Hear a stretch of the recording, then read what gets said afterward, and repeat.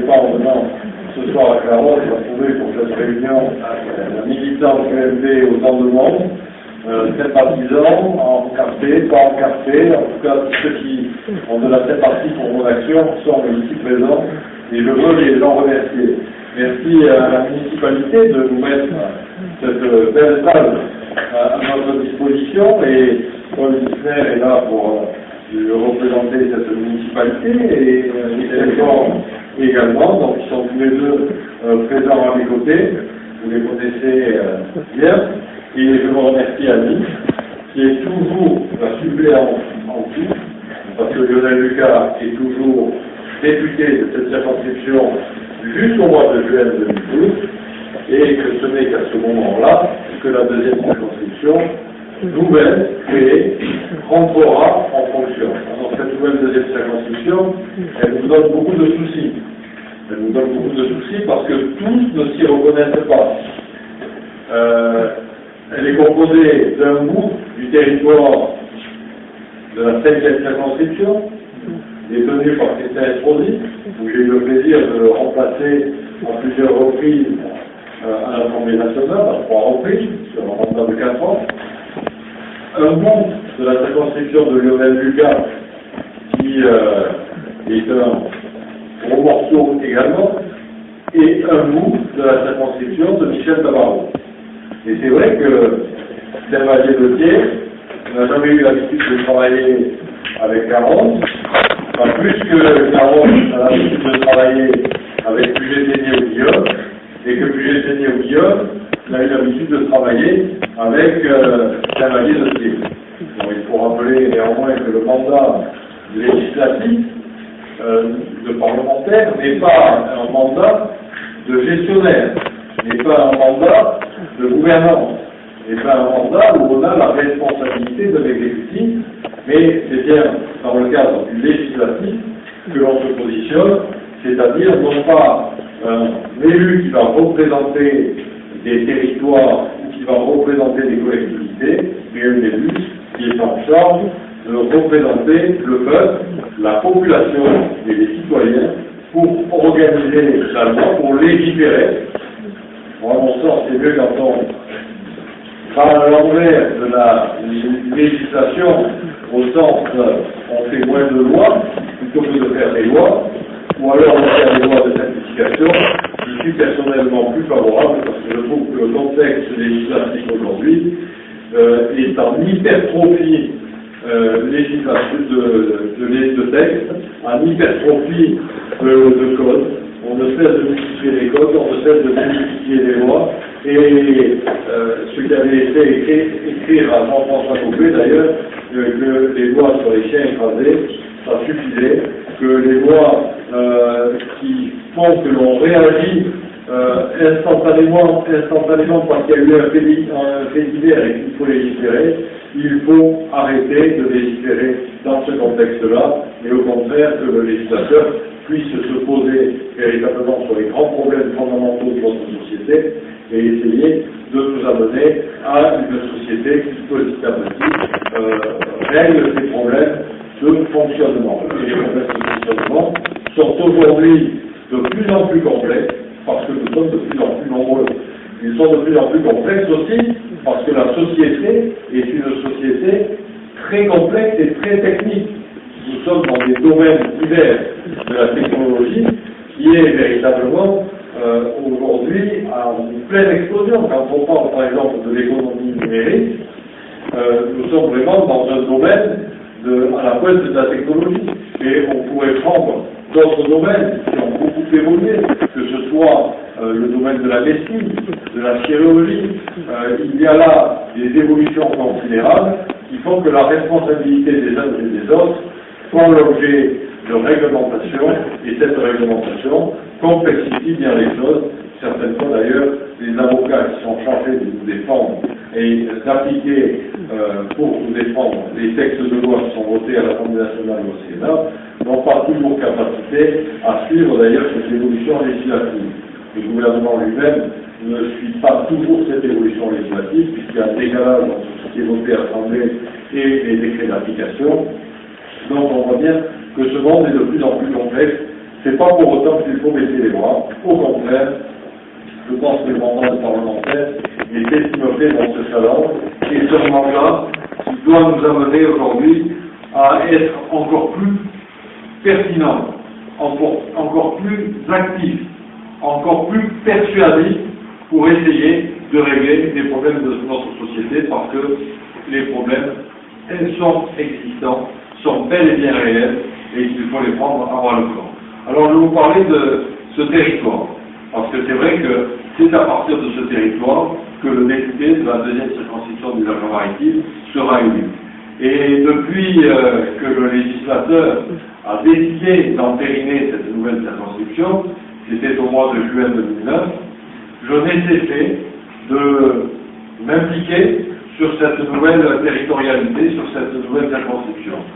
J'ai d'abord pris contact, dans un premier temps, avec un terrain que je connaissais, puisque j'avais déjà fait une campagne sénatoriale, puisque j'avais été conseiller régional de 2008 à 1998 à 2004, et ça m'avait donné une certaine connaissance.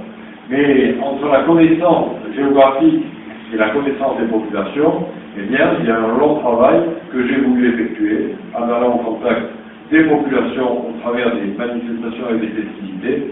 Et c'est vrai que c'est pas toujours facile d'être partout.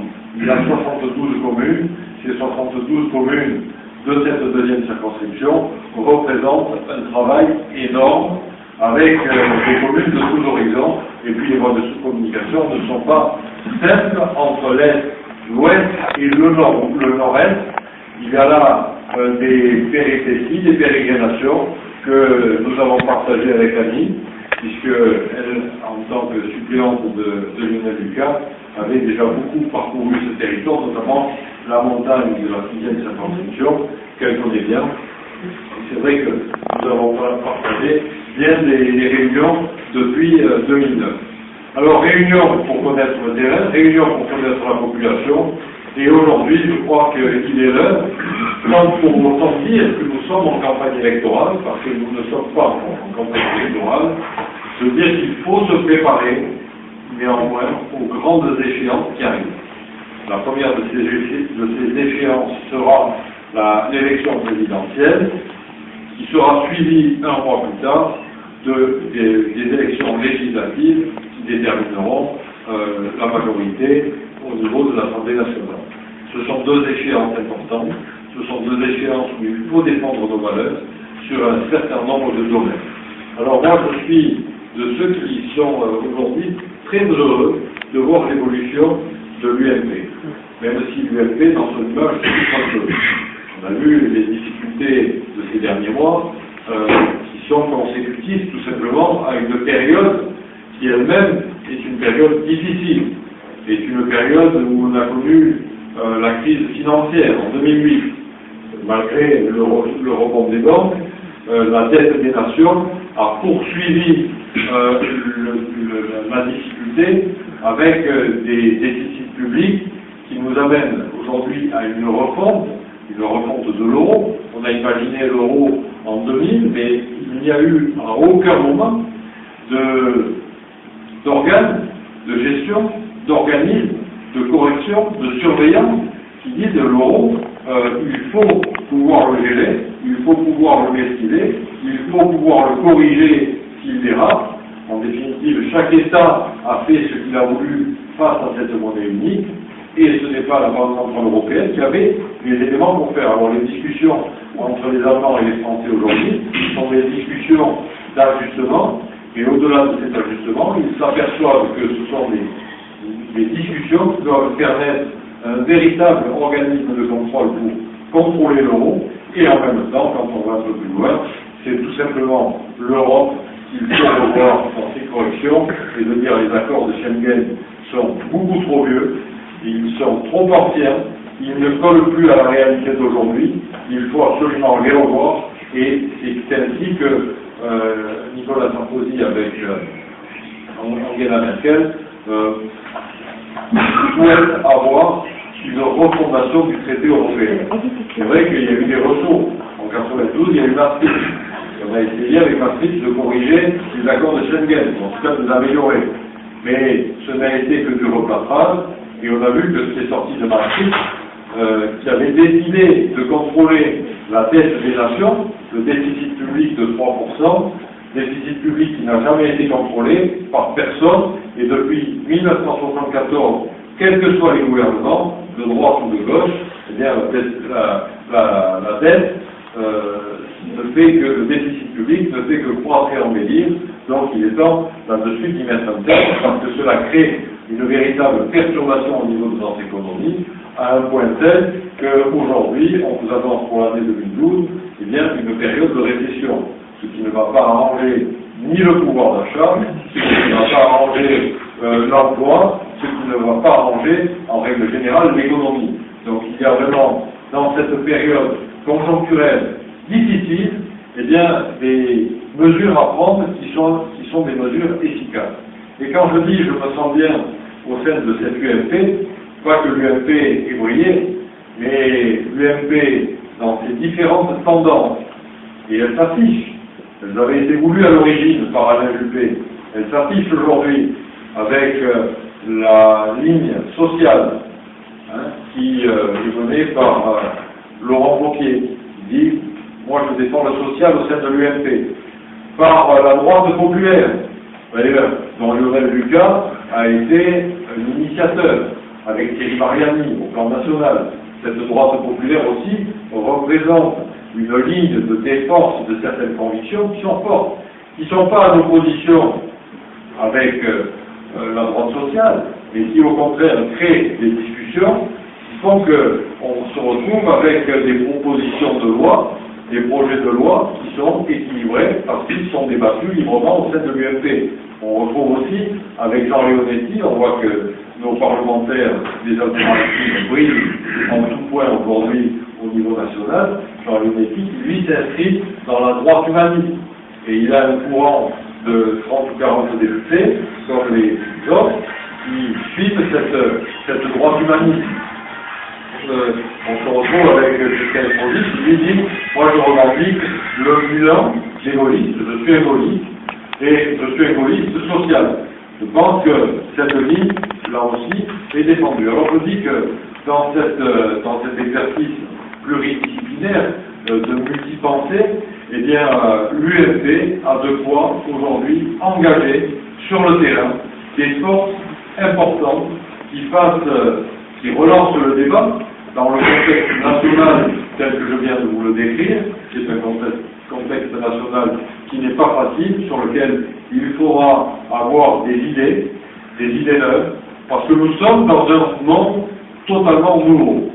Le coup d'accélération qui est mis dans le fonctionnement, tout simplement, des organismes de notre société, de nos collectivités, de nos entreprises, par le phénomène de la mondialisation, de nos échanges internationaux, du commerce, qui fait que le continent asiatique est très performant sur le continent européen, et que le continent européen a des technologies qui sont puissantes, que ce soit en termes d'aéronautique, que ce soit dans l'automobile, que ce soit tout simplement dans un savoir-faire qui est le savoir-faire français sur le plan de l'alimentation, sur le plan de la gastronomie. Nous avons énormément de choses à notre âme, à nous à savoir mettre tout cela en musique pour pouvoir s'exporter et arriver à tenir dans ces économies debout, parce que le problème numéro 1 des Français, ça reste bien évidemment la sécurité. Je n'en ai pas parlé, la sécurité c'est un domaine essentiel. On a vu ici à Carros d'ailleurs, votre maire a fait quelque chose qui me plaît particulièrement et qui est vraiment dans l'axe de ce que le gouvernement a voulu développer, avec les murs de caméras de surveillance qui ont apporté un plus. Il y a sur le domaine de la sécurité des choses sur lesquelles il faut s'engager au-delà. Et je sais que certains d'entre vous, parce que j'ai engagé sur le terrain des réunions par canton, pour essayer de faire prendre la mayonnaise de cette deuxième circonscription avec cette immensité de territoire, dont je disais qu'il y avait 72 communes, et 72 communes, oui, mais 10 cantons. Je pense que la bonne démarche, c'est de faire des réunions par canton. Aujourd'hui, c'est la réunion du canton de Carros. Demain, ce sera le canton de Saint-Vallier. Après-demain, ce sera le canton de Brassedan. J'ai déjà fait le canton de Guillaume, le canton de Villars le canton de Puget-Peigné, puis on ira très probablement sur le canton de Jean-Pierre Marcarelli à Coursemoule avant de repartir sur le Rhin. Et les premières réunions cantonales aujourd'hui démontrent que la sécurité reste la première préoccupation et que beaucoup d'entre vous nous disent « mais vous n'êtes pas allé assez loin, le gouvernement n'est pas allé assez loin, il fallait faire plus, on vous avait promis plus de policiers, on vous avait promis plus de ci, on vous avait promis plus de là ». Moi je veux bien qu'on promette tout ce qu'on peut, mais en période de difficulté financière, on ne peut pas non plus aggraver le déficit public qui est déjà un déficit important et derrière se le voir reprocher. Donc il a fallu, comme on dit, faire avec les moyens du bord, et faire avec les moyens du bord, c'est faire ce qui a été fait, et très bien fait, et je suis convaincu que si nous n'avions pas eu la main de fer de notre président de la République, qui depuis le début, depuis 2007, parce que les choses sont parties quand même relativement vite, il a été élu en 2007, il fait des promesses, et il dit voilà, moi pour réformer la France, il faut qu'on réforme les territoires. Il faut qu'on réforme le système des retraites. Il faut qu'on réforme la justice. Il faut qu'on réforme l'hôpital. Il faut qu'on réforme... Enfin, il a lancé toute une série de réformes, et à l'époque, je ne sais pas si vous vous en souvenez, mais il nous avait dit, si on ne réforme pas la France sur l'ensemble de ses secteurs d'activité et en même temps, on ne va pas arriver à une réforme cohérente, c'est-à-dire qu'il y aura des secteurs qui seront réformés, mais les réformes ne sortiront pas parce que les autres secteurs d'activité seront à la peine et tireront vers le bas. C'est un peu ce qui est arrivé aux États-Unis, quand Obama, nouvellement élu, dit le système américain pêche parce que c'est le système de la sécurité sociale, le système de l'assurance sociale qui ne marche pas. Donc on va le réformer. Et ici attaquer vraiment de façon très forte, mais le système, une fois réformé, à lui tout seul, il n'a pas réformé les autres pans de l'économie, les autres secteurs qui auraient eu besoin d'être réformés, et ça a été le échec. Aujourd'hui, il le porte un peu sur le plan de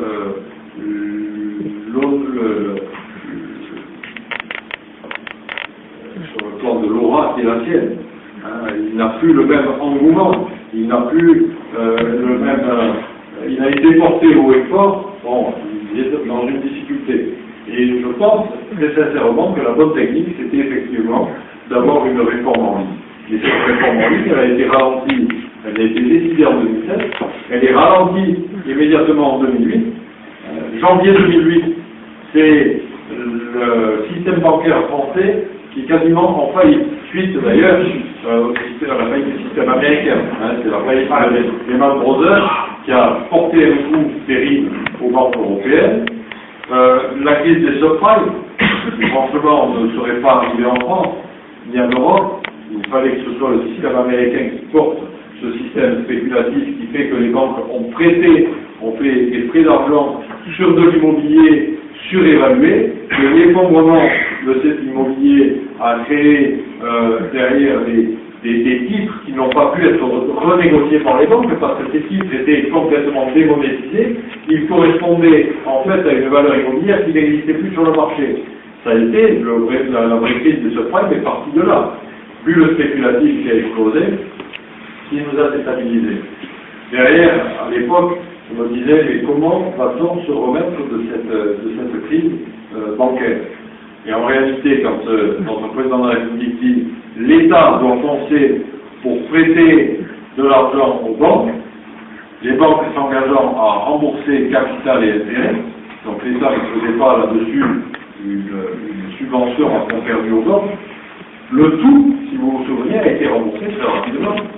C'est-à-dire qu'on fait en janvier, et quasiment en octobre-novembre 2008, tout était remboursé. Capital et intérêt, ça n'a rien coûté aux contribuables français. Donc là-dessus, l'opération a été blanche. Le secteur bancaire a été sorti de l'eau et a été sauvé. Et derrière, on s'est payé une crise économique, cette fois, et non plus une crise financière et une crise bancaire.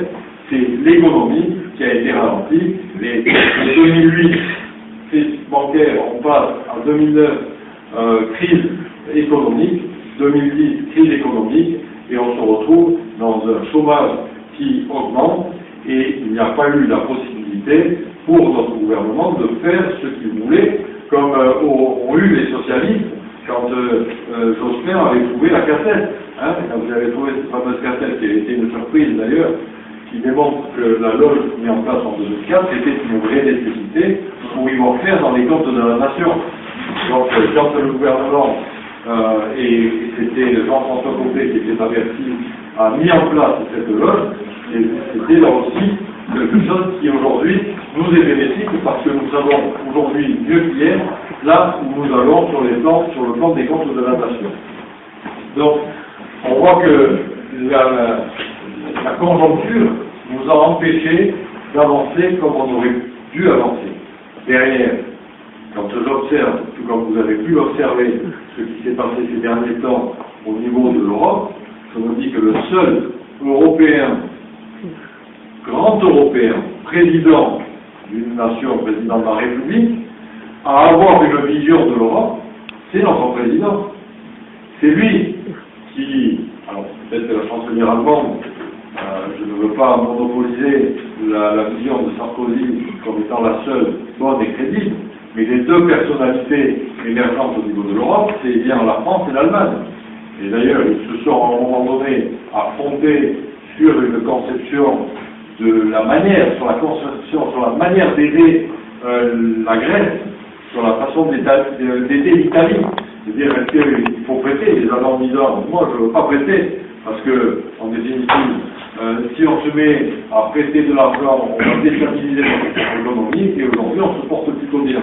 Et notre président disant, non, c'est pas une conception qui peut marcher, parce que si nous n'apportons pas le volume financier qu'il faut pour sauver ces pays-là, ces pays vont tirer l'Europe et les 27 pays européens vers le bas, et nous partirons avec l'eau du bain en même temps que tout le monde. Donc il faut véritablement que nous mettions la main à la poche pour aider ces pays en difficulté, et c'est un peu ce qui fut fait. Et de là, leur démarche, si vous le disiez en préambule, les a conduits à dire, allez, on ne peut pas continuer à mener une Europe dont on voit l'impact qui est imbriqué les uns dans les autres, qui fait que quand un pays va mal, les autres pays risquent d'être contaminés et d'être tirés vers le bas. Il faut véritablement que l'Europe, dans son traité européen, donne la possibilité de contrôler les déficits publics, les déficits des nations, de façon à ce que, un minimum soit assuré sur le plan des déficits publics, qu'on puisse dire au niveau européen, à un pays, là, on n'est pas d'accord, on ne vous suit pas, le budget que vous avez fait voter ne peut pas coller par rapport à notre vision européenne. Alors c'est vrai que c'est peut-être un peu une perte de souveraineté, mais il faut savoir ce qu'on veut faire. Quand on se marie avec quelqu'un, on perd forcément, à un moment donné, un peu de sa souveraineté personnelle. On perd un peu de son autonomie. C'est bien là la raison du mariage. Quand on se marie, c'est parce qu'on veut faire un parcours à deux. Alors quand on se marie avec les autres pays européens, c'est parce qu'on a envie de faire un peu de parcours ensemble et de construire mieux. Donc le traité européen qui doit être revu et pour lequel nous devons se positionner, pour moi, c'est une bonne vision des choses et je crois qu'il a raison et je crois que dans sa raison, il a aussi la fermeté pour imposer ce point de vue et en imposant cette fermeté, c'est la condition qu'il défend vraiment les intérêts de la France, qu'il défend les intérêts des uns et des autres. Voilà un peu ce soir ce que je voulais vous dire en préambule de notre réunion. Mais si j'ai voulu ces réunions en comité de canton, en réunion de canton, c'est pas pour faire un grand discours et monopoliser la parole pendant des heures. C'est parce que je pense que notre mouvement a besoin de sympathisants qui nous fassent remonter les informations. Moi, l'envie que j'ai, c'est le temps pour lequel vous m'avez fait confiance en m'élisant délégué de circonscription, puisque on a eu les élections, nous sommes aujourd'hui au mois de janvier, on a eu les élections au mois de novembre 2010. Novembre 2010.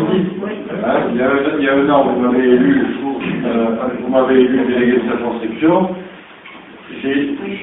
On a posé les bases, on a construit nos affaires, on a regardé comment on pouvait ouvrir des permanences ici et là, on a pris des relais de terrain, on a pris des relais cantonaux, on a aujourd'hui des gens qui sont sur le terrain pour avancer. On est maintenant dans la phase de consultation et ces réunions, je les conçois comme étant des réunions où je vous livre un certain nombre d'informations, mais derrière, on prend le pouls de ce que vous souhaitez également, parce que ça me paraît important que votre opinion puisse être défendue, prise en compte, et puis qu'on échange en toute liberté, en toute sérénité, sur les sujets qui sont chers à votre cœur. Voilà, donc je vais m'arrêter là, et je vous laisse la parole pour m'interpeller sur les sujets sur lesquels vous avez envie de m'interpeller. Si vous n'avez pas envie, je continue à parler. Mais après, ne vous pas vous faire penser là que les élus ne font que parler et ne font que de longs discours. Si vous me permettez, allez, bonsoir Carla, bonsoir messieurs dames. Vous demandez par rapport à ce canton, justement, il y a le droit, Carole Chatière, c'est parce qu'il y a beaucoup de pourquoi, parce que ça fait partie de ça, et on se reconnaît pas. Bonjour. Ce que je vais dire, c'est Carla, je sais qu'effectivement, pour représenter d'un canton, il faut qu'il y ait plus de gens de chaque commune de ce canton. Nous, comme nous ne sommes pas nombreux, et surtout nous n'avons pas d'opposition dans notre propre commune, nous ne sommes pas représentants de quelques oppositions dans celle-ci, nous avons la chance, et nous avons pu, en tout cas, proposer un éditorial. Alors, c'est une question.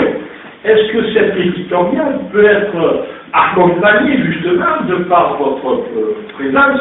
On en a eu discuté, hein, Charles, vous le savez, et je pose la question volontairement et publiquement, de savoir si on peut avoir, justement, une plus ample part d'explication pour les administrés de Lebron, par exemple. Je sais que du côté de Gatière, nous avons des amis, Roger, je ne sais pas s'il est là dans la salle, il y prendrait pas, je suis persuadé qu'il y prendrait pas, Gilles Renaud, qui est absent aussi, je ne n'était pas là, de devenir, je suis persuadé que tous ont la même volonté d'expliquer aux gens. Parce qu'on a toute cette remontée, comme vous parliez à l'instant, Charles, effectivement, cette crainte de perte de souveraineté, et on a face à nous des gens qui forcent là-dessus, n'est-ce pas, pour faire peur au peuple, Alors le peuple est aussi dans un petit village, le Broc, chrétien, en Carrosse, merci d'être sur votre quête, pour savoir, on va commencer par là, bien sûr. Alors c'est un peu une question, en même temps, est-ce qu'on peut être aidé de cette façon-là, parce que tout le monde n'est pas là ce soir, et on pourra nous reporter dans notre éditorial vos volontés. Vous voyez ce que je veux dire, s'il vous plaît? Moi, je me prête, Gérard Contoularia, bien volontiers une discussion sur les sujets que vous souhaitez. Je pense que c'est important, effectivement, aujourd'hui, de pouvoir communiquer. Je disais tout à l'heure, les gens sont focalisés sur la sécurité. J'ai omis de dire, tout simplement, que tout ce qui a été fait par les élus de ce département, par le Conseil général, nous étions l'autre jour avec le président du Conseil général Eric Ciotti, à remettre au directeur départemental de la sécurité un certain volume de matériel payé par le Conseil général, dont ce n'est pas la vocation première, ce n'est pas dans ses compétences obligatoires que de s'assurer que de rentrer dans le domaine de la sécurité. Mais le président du Conseil général a souhaité le faire, Christian Estrosi l'a fait avant lui, tout simplement pour améliorer le fonctionnement de notre police et leur donner des moyens de suivre et de faire ce que les autres polices de France n'ont peut-être pas toujours les moyens. Donc on voit là aussi qu'effectivement, il y a ce que l'on fait au plan national, et puis il y a ensuite la détermination et la volonté des élus locaux, jusqu'à une volonté communale. Et cette volonté-là, à mes yeux, est peut-être encore plus importante que la fabrication de la loi. La fabrication de la loi, c'est bien, mais derrière, de prendre les textes de loi qui sont applicables et de les appliquer, de les faire appliquer territorialement, ça veut dire qu'il y a une volonté, et cette volonté vient des élus locaux. Reste le problème d'information. Donc, quand je dis le président du Conseil général a remis un certain nombre de matériel, d'ailleurs le matériel de haute technologie, où on peut suivre des gens qui sont identifiés, fichés sur un fichier, on ne peut pas parler de fichier anthropométrique, mais on n'en est pas loin aujourd'hui, avec un certain nombre de descriptifs qui font que des individus louches, déjà repérés, peuvent être par des caméras autodétectées et suivies derrière dans leur pérégrination. On a vu un film où on voyait un cambrioleur aller de voiture en voiture pour voir s'il y a des dedans avec un pied de biche à la main, être prêt à mourir. Donc on voit que ce type de matériel est absolument nécessaire, du matériel d'écoute qui est mis dans des conditionneurs d'air. Il y a eu là vraiment du matériel top derrière. On a eu un petit papier dans ce matin, c'est passé inaperçu, c'est-à-dire que les gens ne le savent pas. Le préfet, pendant notre réunion, nous a donné les chiffres de la délinquance sur les Alpes-Maritimes, et on voit que les chiffres de la délinquance sur les Alpes-Maritimes sont à la baisse. Moins de violence sur la voie publique, moins de trafic. Il y a eu des trafics de stupéfiants qui ont été arrêtés en nombre. Donc tout cela, c'est une situation qui a été améliorée de par la volonté, à la fois des maires qui ont fait poser les caméras de surveillance, à la fois du président général qui a doté la police nationale d'éléments de sécurité, à la fois d'élus qui ont renforcé leur police municipale. Donc on voit que ce contexte-là est un contexte sur lequel il faut aller. Et quand on dit en France, la sécurité c'est le premier problème des Français, peut-être, mais pas partout. Et dans les Alpes-Maritimes, on est particulièrement gâté, parce qu'en dehors des cambriolages lieux sont en légère progression malgré tout le reste, sur les violences à la personne, les effractions ont baissé. Donc on voit bien que les résultats sont là et il faudrait pouvoir les communiquer. Donc nous sommes demandeurs de communication parce que paradoxalement, dans la société de consommation dans laquelle nous sommes, au moment où il y a Internet, et je vois ici là deux internautes avec Jean-René Lager qui depuis tout à l'heure me filme, je vais me retrouver donc, sur Internet, sur Facebook ou sur Facebook, d'une manière ou d'une autre. François Jardy, qui lui de son côté fait des photos, il va comprendre, je suis persuadé que aujourd'hui les moyens de communication sont puissants, les réseaux sociaux existent, mais derrière, entre la presse écrite, la presse télévisée, la presse parlée, on est abreuvé de communication. Et lequel d'entre nous arrive à percevoir véritablement la bonne, d'abord la vraie de la fausse, à trier, et puis après s'être fait une condition, surtout à pouvoir assimiler en permanence au quotidien ce volume d'informations, c'est très difficile. J'ai toujours pour habitude de citer un exemple. Interrogez dans votre entourage direct des gens dont vous savez qu'ils ont suivi, pendant 3 ou 4 soirs de suite, les actualités du journal télévisé du 20h, par exemple. Vous notez des sujets qui ont été traités, et vous posez à ces 2 ou 3 personnes la question de savoir ce qu'ils ont retenu de l'actualité télévisée. Vous serez étonné. Vous serez étonné. Ils sont capables peut-être, sur la veille, de vous donner 1 ou 2 sujets. L'avant-veille, ça sera peut-être que 0 ou 1 sujet, et 3 jours avant, нет. Parce qu'une information chasse l'autre. Et qu'on est tous fait comme ça.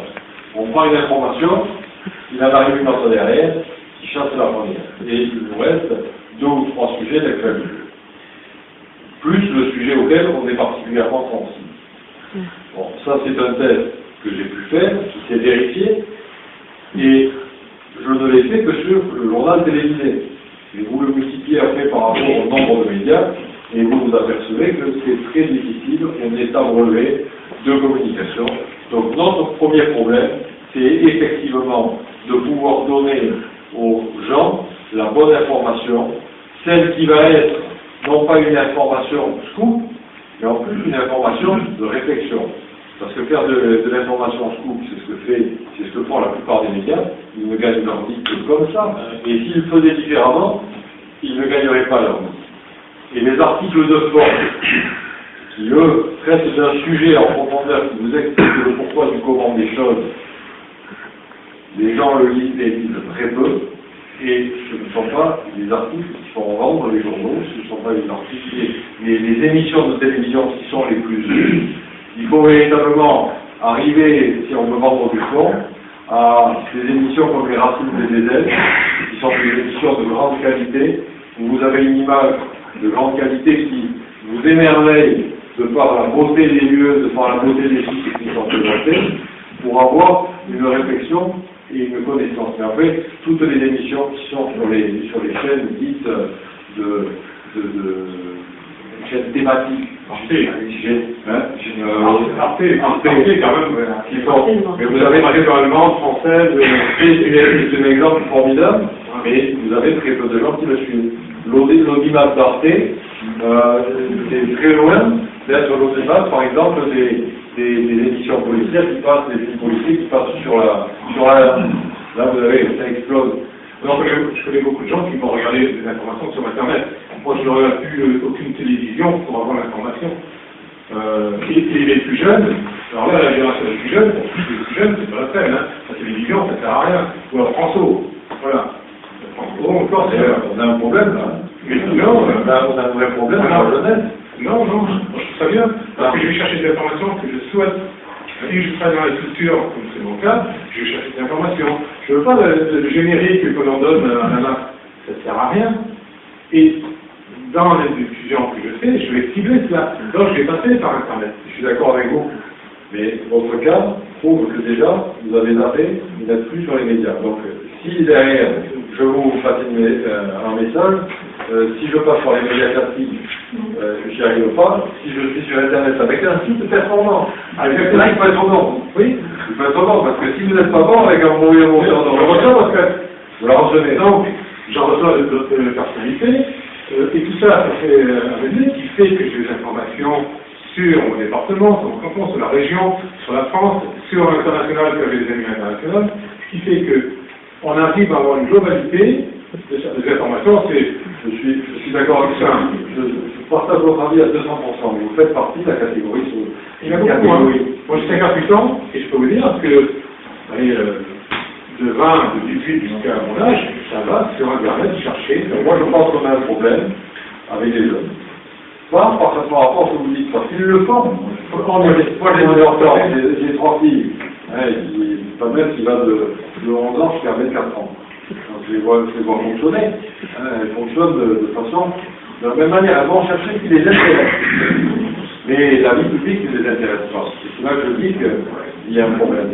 C'est que je me suis retrouvé l'autre soir à Toulon au discours du président de la République. Et quand j'ai regardé ce qu'il y avait dans la salle de Toulon, il n'y a pas de jeunes. Et on a vraiment, c'est un des thèmes dont il faut débattre pour voir comment on peut récupérer des jeunes. Il y a la possibilité, il faut vraiment, on ne peut pas forcément prendre. Non, je côtoie des jeunes, je suis dans un milieu artistique, on s'aperçoit qu'en fait, quand les politiques ne viennent pas jusque-là. Moi, je fais partie du MP, je suis entouré de gens de gauche, ils sont tous des intermittents de spectacle, des gens qui travaillent dans le théâtre. Et je leur explique qu'en fin de compte, ça existe. En ce moment, la culture, c'est bien. Alors, je leur explique pourquoi on doit l'obliger gratuitement, pourquoi on peut faire ça, qu'est-ce que fait le conseil général. Tout ça, c'est un dialogue qui va directement dans leurs oreilles. Mais je ne vois aucun politique venir faire ce que je fais moi. C'est difficile. Non, parce qu'il y a la possibilité. Donnez-moi la clé, moi je suis demandeur. C'est arrivé, je suis demandeur. Moi j'ai vu dans des spectacles, du relâche, on peut dire, et dans des spectacles, parler de ce qu'est le conseil général, et tout ça. C'est bien. Souvent, ces gens-là sont... Et là, vous me parlez des lycéens. Oui, ce sont des gauches, mais ils ne savent même pas complètement gauche, parce qu'ils sont les qu'est-ce que vous a apporté la culture des gauches. Donc vous voyez, votre remarque prouve vraiment que sur la communication, on a de multiples stratégies. Oui. Il faut que là-dessus, on trouve le moyen et le bon moyen. Et moi, je retiens la proposition des éditos Pour une raison simple, parce que monsieur a raison pour les 58 ans, mais on a des parents, nos anciens, qui ont 70 ans, 75 ans, 80 ans et plus, et quel bonheur, ont le plaisir d'aller voter aux urnes, et qui, eux, ne sont pas du tout intéressés par Internet. Et les jeunes, justement, on les voit beaucoup aujourd'hui se tourner vers certaines personnes qu'on peut nommer Madame Le Pen. Hein. Pourquoi? Parce qu'ils sont attirés par une nouveauté. Alors je crois que Charles a raison, il faut trouver ce lien. Monsieur a raison aussi, Internet est très bien, mais ces jeunes qu'il faut toucher, il faut trouver ce lien. Et un éditorial, merci Charles de le dire, on a quelques jeunes au village qui, eux, ont le plaisir de lire cet éditorial. Ils viennent d'en parler. Mais il faut le multiplier. Je suis d'accord. Je suis d'accord et on voit vraiment qu'il y a besoin aujourd'hui d'avancer sur ce sujet. Deux mots qui s'en touchent, le vote Front National et le vote de Pen.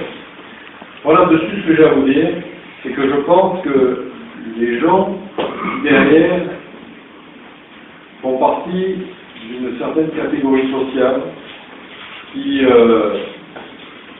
n'est pas touchée de plein fouet par la crise, ne sont pas, comme on dit, à la rue, et qui disent on va voter Front National, parce que il y a ci, il y a la crise, parce que il y a la délinquance, parce que on est sur un euro qui ne vaut plus rien, parce qu'il y a trop de régulateurs, parce que la réponse elle est quand même simple.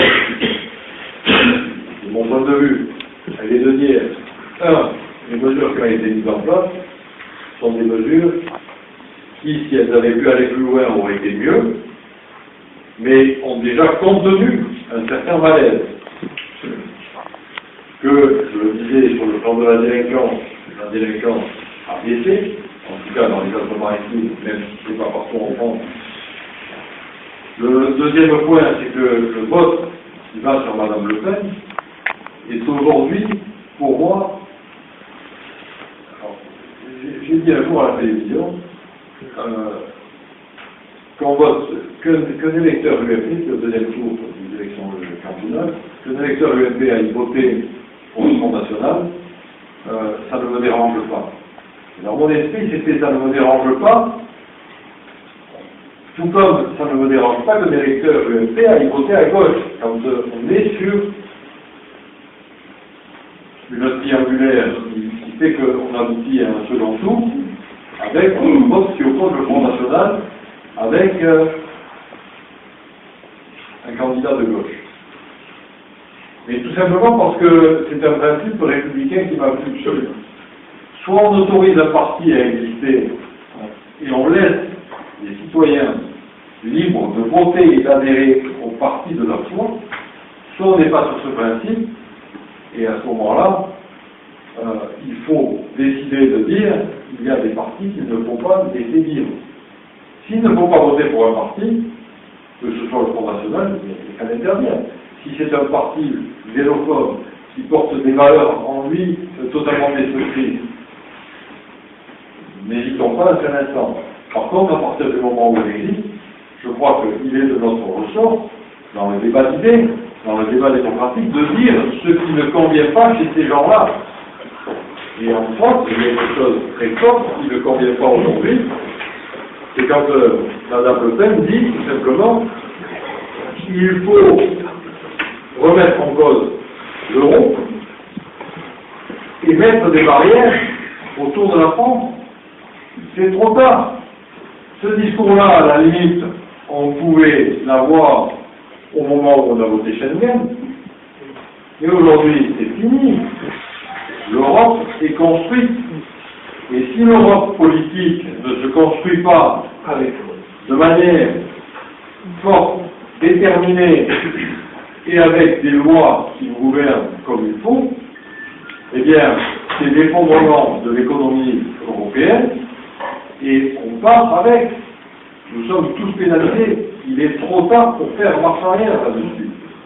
Les échanges sont ce qu'ils sont, et les bases sont jetées. De dire qu'on va remettre tout ce qui a été fait depuis ces 30 années pour construire l'Europe à la porte, c'est un enfant. C'est dire des choses qui ne peuvent pas être. C'est tout simplement se mettre à genoux. Donc, pour cette seule et unique raison, déjà, on ne peut pas dire à des gens français qu'il ne faut pas voter pour Madame Le Pen. Et puis après, derrière, dans son projet, c'est un projet totalement démagogique. Elle annonce des choses qui sont faciles à dire. On veut moins de violence, mais c'est vrai qu'on veut moins de violence. On veut moins d'émigrés, mais c'est vrai qu'on veut moins d'émigrés. Mais on le fait avec une certaine humanité, on le fait en respectant les accords que l'on peut avoir avec les autres pays, on ne fait pas les choses brutalement comme ça. Donc il faut essayer de contenir tout ce qui est à contenir, et c'est là que je dis qu'au sein de l'UMP, il y a différents courants aujourd'hui, différentes lignes de pensée qui permettent justement d'avoir cet équilibre qui nous conduit à dire, allez, on prend certaines mesures difficiles. Vous savez, quand j'étais parlementaire à l'époque, on a suspendu on a voté la loi Ciotti qui prenait la décision de suspendre les allocations familiales aux parents qui n'envoyaient plus leurs enfants à l'école, hein, et que ça a tiré à boulet rouge quand même sur cette proposition.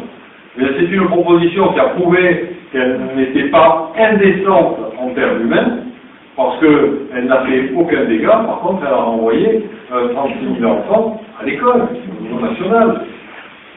Et que derrière, entre autres pour le département des Alpes-Maritimes que je connais, les quelques parents qui ont été en difficulté, qui véritablement se sont vus suspendre les allocations familiales, ne sont pas arrivés à renvoyer leurs gosses à l'école malgré tout.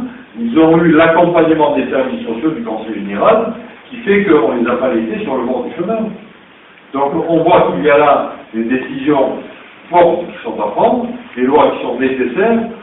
Attendez, quand on regarde sur le RSA, le contrôle du RSA, où Mme Bachelot est descendue signer un contrat avec le président du Conseil général, et qu'en moins de 3 mois, on rentre parce qu'on contrôle tout simplement les gens, et qu'on évite les abus, et qu'on voit les fraudeurs, en 6 mois, on rentre 600 000 euros d'allocations distribuées, données à mauvais escient. Attendez, il faut arrêter d'être complice de tous ces dérapages. Il faut quand même pouvoir dire que ceux qui ont besoin d'être aidés soient aidés, mais sans que l'argent public ne soit jeté par les fenêtres, parce que utilisé et détourné par des gens qui utilisent la loi pour leur emploi personnel. Hein, comme ça a été le cas pour les indemnités chômage, où on a eu découvert, alors je ne sais pas si c'est pour le cas, parce que j'ai suivi le sujet récemment, mais où on découvrait un chômeur qui était indemnisé en PACA, qui était indemnisé à Alsace, et qui était indemnisé à Paris, et qui avait plusieurs indemnités. Donc ça, ce sont des choses qui ont pu se produire. J'espère que ça ne peut plus se produire. J'avance dans ce sens. Pourquoi? Parce que quand on a un département comme le nôtre, avec des capacités pour réfléchir, si on ne va pas vers la culture, les gens comme les moyens ne viennent pas. On voit comme Barcelone est une bête de la culture. Pourquoi? Parce que comme disent les régisseurs, tout ça, ça fait des restaurants, ça fait des hôtels, ça fait énormément de choses, sous condition que l'immobilier soit un petit peu comme fait Bernard Arnault, c'est-à-dire associé à la culture, à l'immobilier par obligation. Alors maintenant, il y a beaucoup de villes. Moi j'étais au Mali, donc ici, j'étais invité en tant que sculpteur, comme j'ai fait des monuments, j'étais invité là-bas et je me suis aperçu que certains pays, les grandes métropoles, font une chose. Ils obligent les promoteurs à mettre 1%, pas le 1% que dans la Chine, 1% du promoteur dans l'espace vert, utile et dans l'air. Ce qui fait que, vous voyez des villes comme Singapour, comme Munich, comme ça, il y a ça. Ça permet de créer sur une génération une entité culturelle d'un département de ville. Et là, ça a été proposé au Conseil général. Par moi-même, par un projet, par certaines choses. Je fais partie de beaucoup de choses au niveau culturel. Je suis très proche de beaucoup d'associations culturelles. Du théâtre de rue, on voit du théâtre de rue superbe à Monaco. On le voit pas ici. Alors qu'il y a un royaume de luxe. et qui a des subventions européennes pour faire ça, il ne devient pas libre. Proposer au port de Nice une superbe structure, j'ai été proposé à Jean-Robert Lefebvre, parce que c'était mon prof de l'ISDO, il y a longtemps, donc Jean-Robert était. Si Jean-Robert toi, c'est ça qu'il faudrait. Les jeunes préparent de ces donné le dossier. Mais la réflexion actuelle ne se fait pas dans l'avenir. On aura vraiment de retard pour jouer à Marseille et délimiterait de la culture, mais si on vient à Marseille, vous rigolez. C'est ça. Parce que la personne qui s'occupe de cela, l'ancien directeur de Beaubourg, c'est pas quelque chose d'énorme, on va dire là-bas. C'est mal fait, c'est pas. Il y a énormément de choses à faire dans le département, mais dans les 20 ans à venir.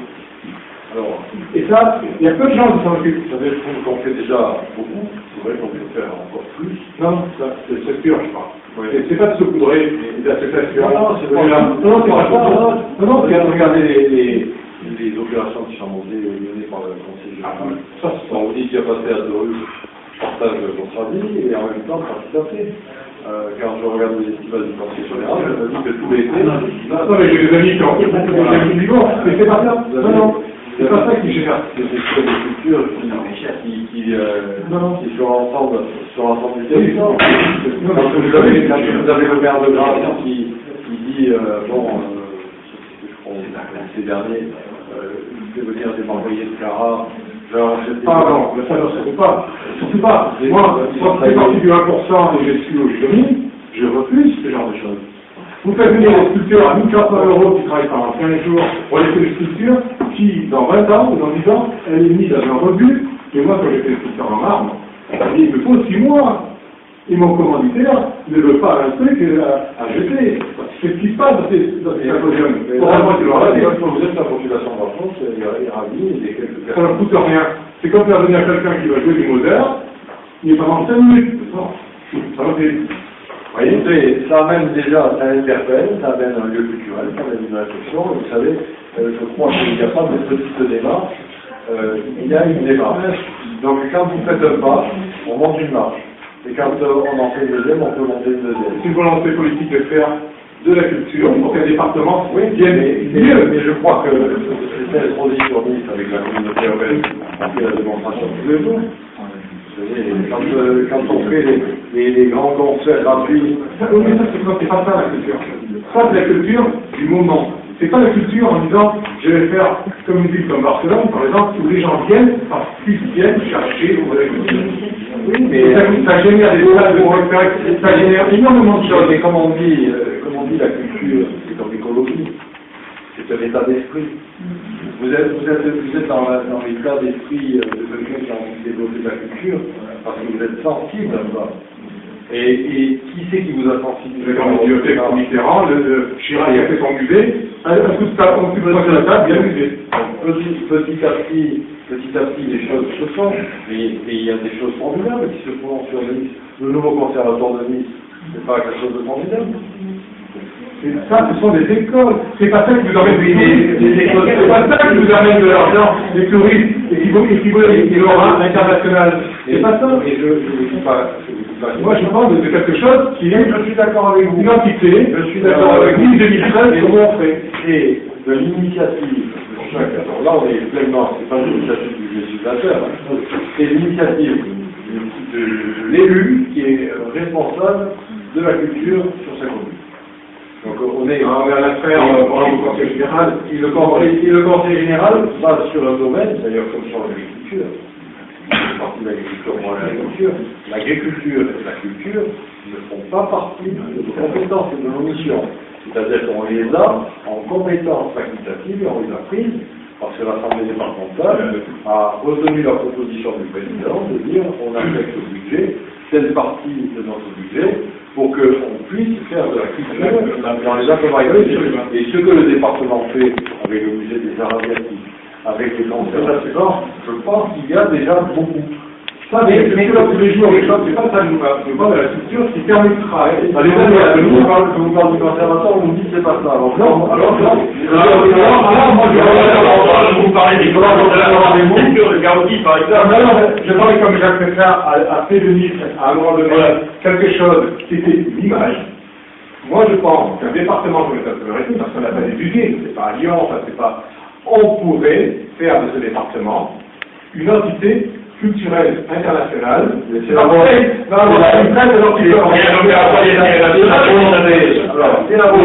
Il y a quand même un projet international qui est en train de se faire. Ça te dit de propositions avec ça. Mais attendez, c'est la volonté que président de l'NPA, future communauté urbaine, futur métropole. Tout à fait. C'est la volonté d'Éric Ciotti. Je peux vous dire qu'ils n'ont pas de discours qui soit différent de celui-là. Si derrière vous avez des propositions à faire, vous avez effectivement Alain Frère, qui est le vice-président délégué à la culture, qui a son bureau ouvert en permanence. Il avait rencontré, je vais manger avec, c'est pas ça. Moi, je discute. Et expliquez-lui à lui. C'est lui qui va expliquer là. Non, c'est pas ça. Écoutez, je suis d'accord pour vous. Bernard Arnault, qui était une culture sur le bâtiment en genre ça, déjà c'était une bonne Je suis d'accord avec vous pour qu'un jour nous prenions un peu le temps de discuter et que vous m'expliquiez la méthode, parce que je ne comprends pas là, je ne comprends toujours pas ce que vous me dites. J'essaie de vous faire des contre-propositions en vous disant vous pensez ça, vous me dites non, mais c'est pas ça. Je vous propose que vous dites non, parce que j'ai du mal à comprendre. Et parce que le monsieur ne peut être intégré que dans une structure. Actuellement, la structure, il faut la composer. Elle existe. Donc, allez voir monsieur à l'école, gouvernement intégré à la culture, et puis on a dit c'est comme le livre, on va en tête à tête, et je me fais d'essayer de comprendre ce que vous me dites, dans des musées, pourquoi il est mort.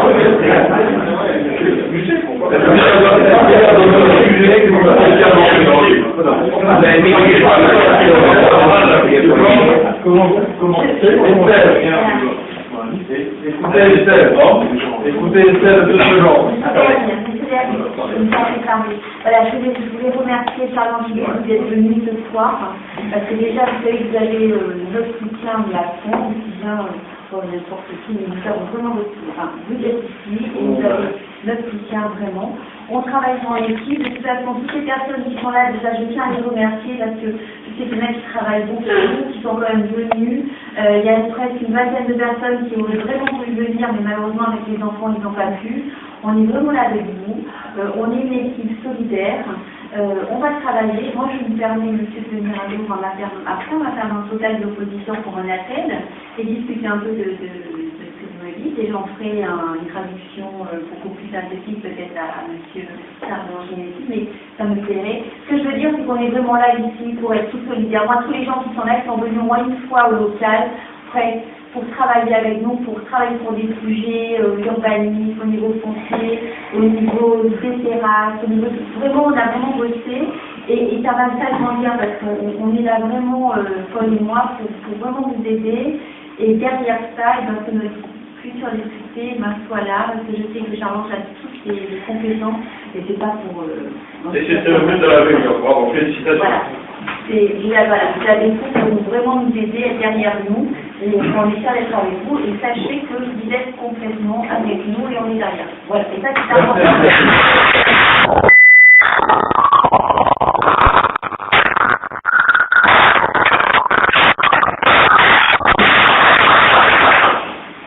Oui, je m'associe évidemment à mes camarades de Bossière, de Carotte, pardon, en tant qu'élu.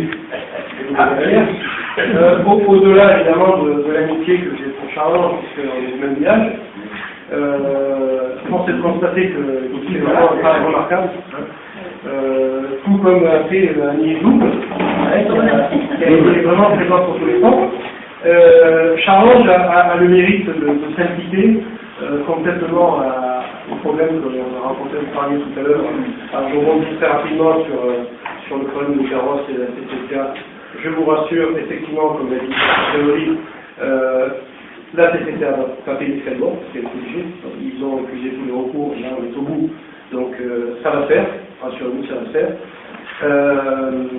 Ce qui va impacter, madame, évidemment, beaucoup de nos travaux, notamment le Potéou, qui personnellement, je pense, ne se fera pas, ne sera plus. C'est-à-dire que le problème reste entier, mais bon, il y a une manière de l'aborder, mais ça a été forcément tout à fait. C'est-à-dire, il y a absolument. Donc, nous, évidemment, on reste solidaire, comme j'ai dit, à Carrosse, qui est pour nous un peu la capitale. Ah oui. La capitale locale.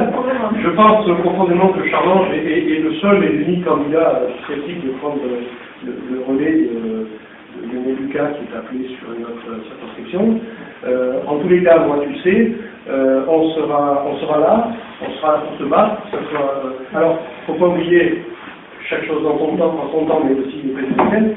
Pour rebondir aussi sur ce qu'on disait tout à l'heure, je sais que certains d'entre vous, aux dernières présidentielles, et beaucoup d'entre vous peut-être, ont voté Front National, en disant on va appliquer une petite leçon, peut-être au premier tour, deuxième tour. Ce que je veux dire, c'est que cette fois-ci, il ne faut pas se tromper. On ne peut pas réitérer deux fois le même truc, on va essayer. Il ne faut pas se tromper parce que il y a eu déjà, et il faut voter vraiment ce que l'on ressent au premier tour.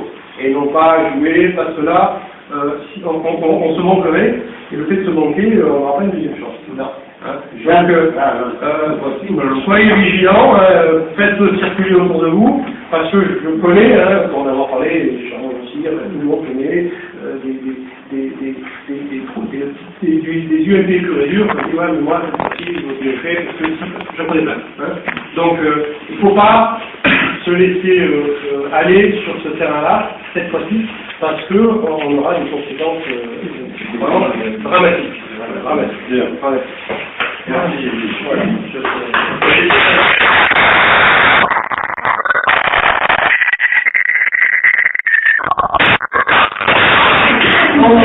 Il y a qu'une chose, je ne vais pas revenir sur ce qu'elle a dit, il nous a fait un très beau discours Charlange et on a un très bon candidat. Estelle a fait un très beau travail depuis ces nombreuses années pour arriver à faire une nouvelle salle comme ce soir avec Paul.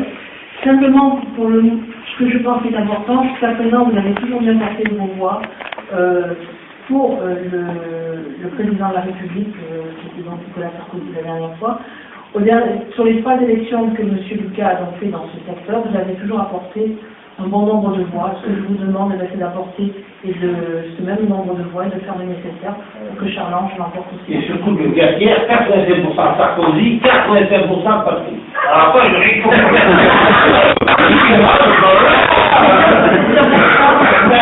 Il m'a toujours.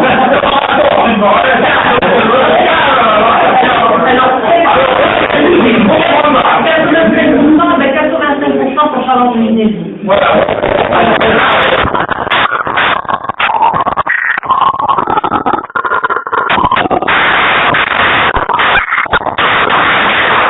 Je reste à vous dire 2 mots néanmoins. Parce que j'ai commencé mon propos en vous disant nous ne sommes pas en campagne. Mais la tonalité que prend vous avez vraiment envie de rentrer en campagne. Oui. Et pas tout à fait.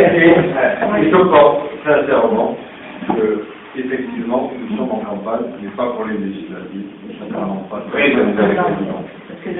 Et que si on veut gagner et à la fois et les présidentielles et les législatives, il y a une mobilisation qui est à avoir, et cette mobilisation est une pré-mobilisation de campagne. On n'a pas aujourd'hui la campagne électorale dans tous les mains. Les arguments de campagne de notre candidat, on ne les connaît pas. Parce que notre candidat, jusqu'à preuve du contraire, il est président de la République. Il fait son travail. Et il dévoilera sa stratégie au dernier moment. Tout à fait. Déjà, il dévoilera sa stratégie au dernier moment, et lorsqu'il connaîtra l'ensemble de l'ampleur du désastre par rapport aux intentions de tous ceux qui se portent candidats ici et là, et qui n'emportent que les voix qu'ils représentent et qu'ils représenteront, c'est-à-dire les voix qu'ils portent aujourd'hui. Et ils sont sur un point et demi, et ce sont des voix, des candidatures de division qui vont nous amener à la difficulté, et c'est cette difficulté-là, très certainement, que notre candidat est en train de méditer pour voir comment il peut gérer cette affaire-là. Le moment où il rentrera en campagne avec les arguments de campagne, nous pourrons essayer de nous en emparer, de les multiplier et de les traduire sur le terrain. D'ici là, je vous remercie de la confiance qui vient de m'être témoignée par les uns et les autres, que vous m'aviez déjà apporté. Je crois qu'il est important que l'on multiplie les forces sur le terrain. Parce qu'on n'est pas en campagne, mais on est en pré-campagne. La pré-campagne, c'est l'organisation de territoire, c'est la mobilisation des uns et des autres pour dire, allez, à l'occasion des campagnes électorales, il faudra être porteur de tel ou tel message, et c'est en cela que ce soir, j'ai voulu vous rencontrer pour vous passer un certain nombre de messages.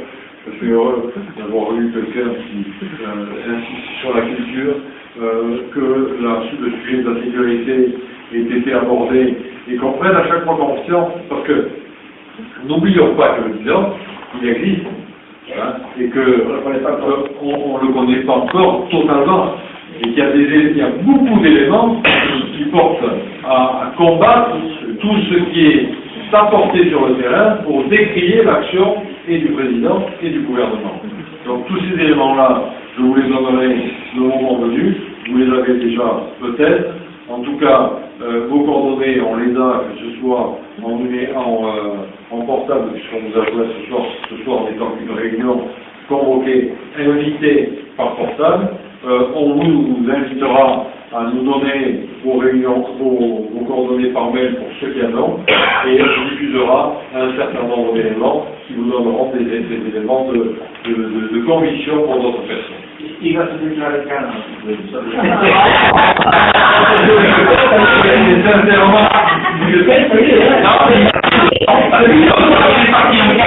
On compte le quart électoral. Attention! Donc jusqu'à présent, on ne décompte pas contre la